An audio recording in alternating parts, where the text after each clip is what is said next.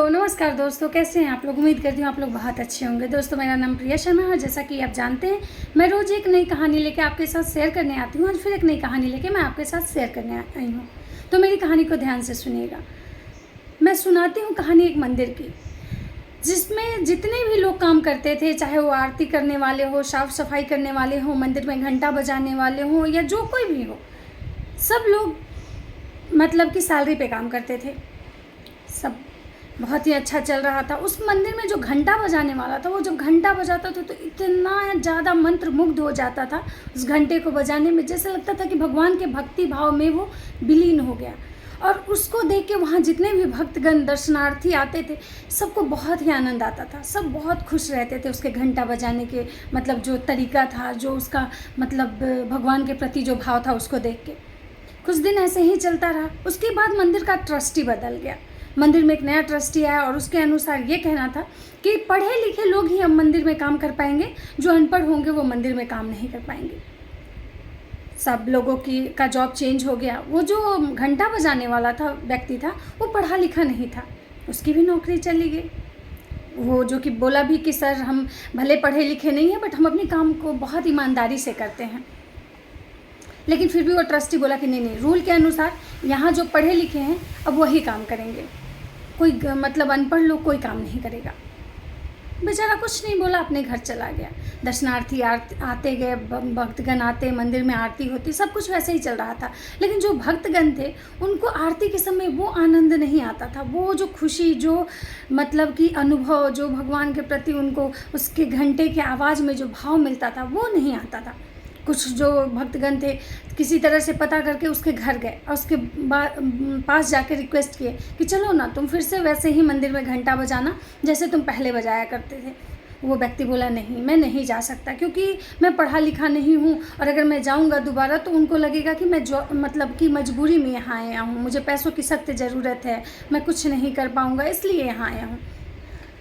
तो वो लोग बोले कि अच्छा ठीक है, तो मेरे पास एक तरकीब है। बोला कि क्या?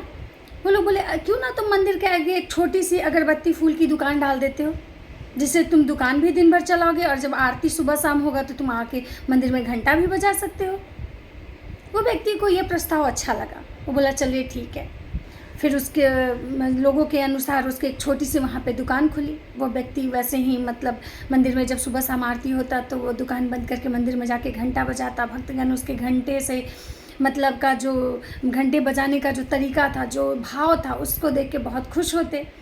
इस तरह से कुछ दिन बीतते बीतते उसका वो जो भी काम करता था, ये तो मेहनत और ईमानदारी से करता ही था, बहुत ही मतलब लगन के साथ करता था, जिसकी वजह से उसकी एक दुकान से 7 दुकान, 7 दुकान से 70 दुकान, और धीरे धीरे वो एक फैक्ट्री का मालिक बन गया, जिसमें कि अगरबत्तियाँ बनने लगी।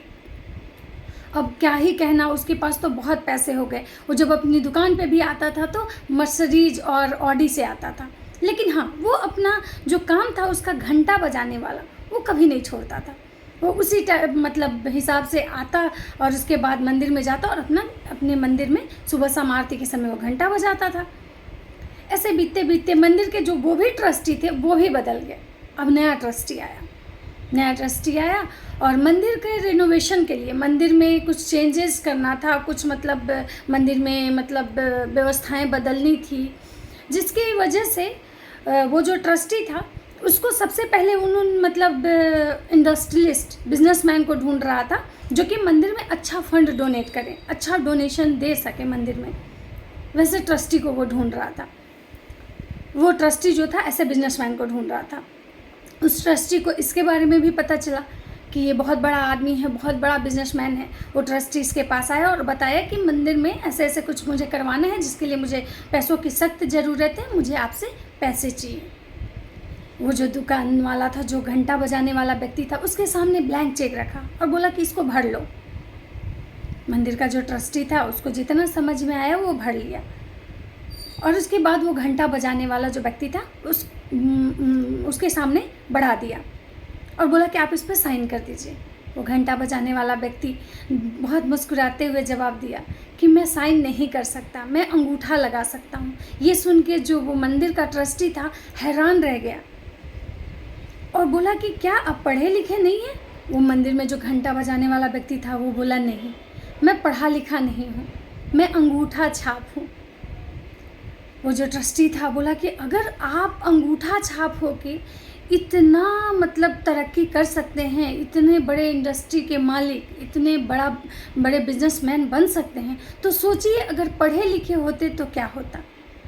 वो जो घंटा बजाने वाला व्यक्ति था वो मुस्कुराते हुए जवाब दिया कि अगर मैं शायद पढ़ा लिखा होता तो आज भी मैं उस मंदिर में बस घंटा ही बजाते रहता।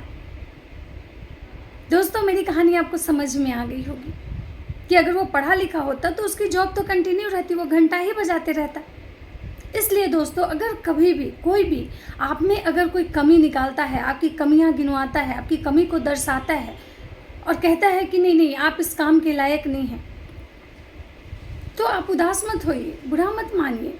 हो सकता है वही कमी आपके लिए एक अवसर लेके आए जो कि जीवन में आपको काफ़ी तरक्की देके जाए।